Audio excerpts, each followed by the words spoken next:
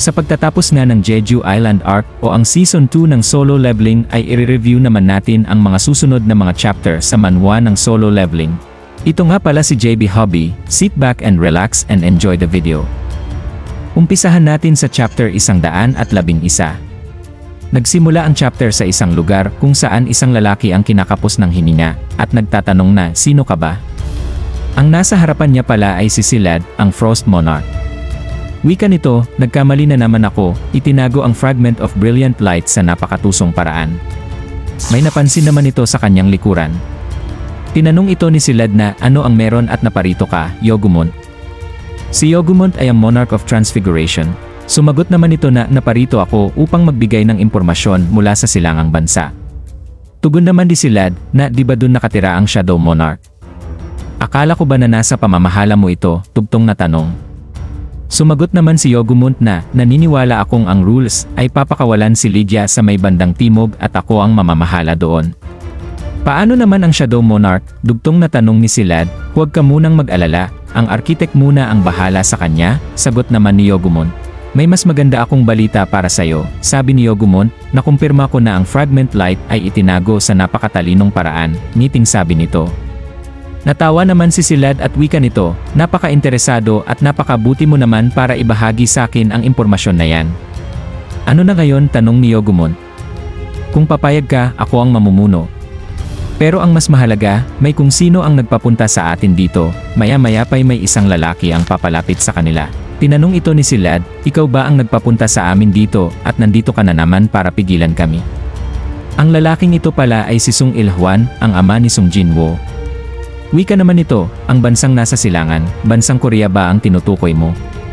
Sumagot naman si Silad na, ano ngayon kung iyon nga, wika naman ni Yogumon, huwag mo nang sayangin ang oras mo sa kanya. Wika din ni Silad, maari mo kaming pigilan kung kaya mo, mabilis namang inilabas ni Il-hwan ang kanyang 2 punyal. At mabilis na umatake ito at pasigaw na, hindi kayo makakatakas ng basta-basta. Nasalag naman ito ni Silad gamit ang yelo. Nakangiti lamang si Silad habang baka sa muka ni Il-hwan ang pagkagalit at natapos ang panel sa isang pagsabog. Sa sumunod na panel naman sa Red Gate kung saan pumasok si Jinwoo, wika ng halimaw, so, ikaw pala ang pumaslang sa karamihan ng aking mga alagad, na-impress ako, at ikaw lang ang nag-isang taong nakarating dito, bugod dun, marunong ka rin sa aming lengwahe. Pero hanggang dito ka na lang, wika nito. Sumigaw naman ang halimaw na ang mga alagad ko ay nakaposisyon na, sa paligid mo ata handa na para i-ambush ka. Kaya sugod na utos nito. Maya-maya pa'y walang kahit ano ang lumabas sa paligid.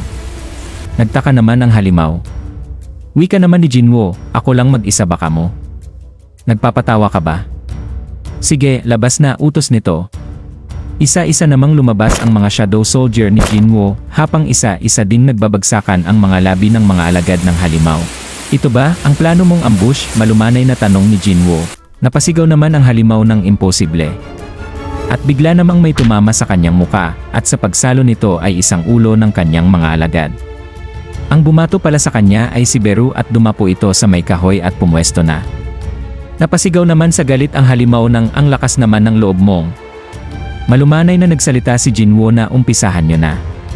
Mabilis namang sumugod ang mga shadow army ni Jinwoo at sa kabilang panig naman, ay naghanda na rin para sumugod, isa-isa naman itong tinalo nila Ayorn, at habang naglalakad papalapit si Jinwoo, may sumugod naman sa kanya na 2 halimaw at mabilis naman itong pinotektahan ni Tang.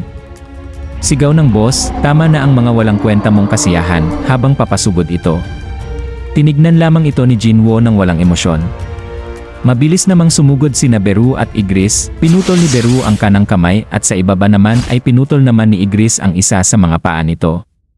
Nawalan naman ng balance ang boss at habang pinipilit itayo ang sarili, ginamit naman ni Task ang skill na Hymn of Giants, kasabay nito ginamit din ang skill na Accelerate Gravity at tuluyan nang ang bumagsak ang halimaw. Nilapitan naman ito ni Jinwoo at wikang, sagutin mo ako ng mabuti, kapag sumunod ka, sinisigurado kong malinis at mabilis ang pagkakamatay mo. Maya-maya pa'y, ipinakita ang boss na wala ng buhay. Wika naman ni Jinwoo, mukhang wala rin akong makuhang impormasyon sa isang to at ang system, ay hindi ako pinapayagan. Siguro naman ay malalaman ko rin ito balang araw. May sinilek naman sa kanyang inventory. Ito ay ang susi na nakuha niya sa cursed random box na kailangan muna mag-level 100 para makuha ito. Ang susing ito ay para sa Cartenon Temple kung saan nagsimula ang lahat. Sa isip ni Jinwoo, at ang system ay sumisenyas naman sa akin na puntahan yon. Pero iba na sa pagkakataong ito. Kung sino man ang may pakana nito, pues maghintay ka lang at huwag kang aalis, ako mismo ang pupunta sa'yo. At dyan na nga natapos ang chapter 111 sa manhwa ng solo leveling at sa susunod naman ay i-review natin ang susunod na chapter, na kung saan ang kauna-unahang taong mag-a-apply sa guild nila Jinwoo at isang test ang dapat gawin upang makasali dito. Kung nagustuhan mo ang video na ito ay mag-like at mag-follow ka na rin sa aking channel. Huwag din kalimutang i-hit ang notification bell para sa mga bago nating upload. Muli, ito si JB Happy. Peace out!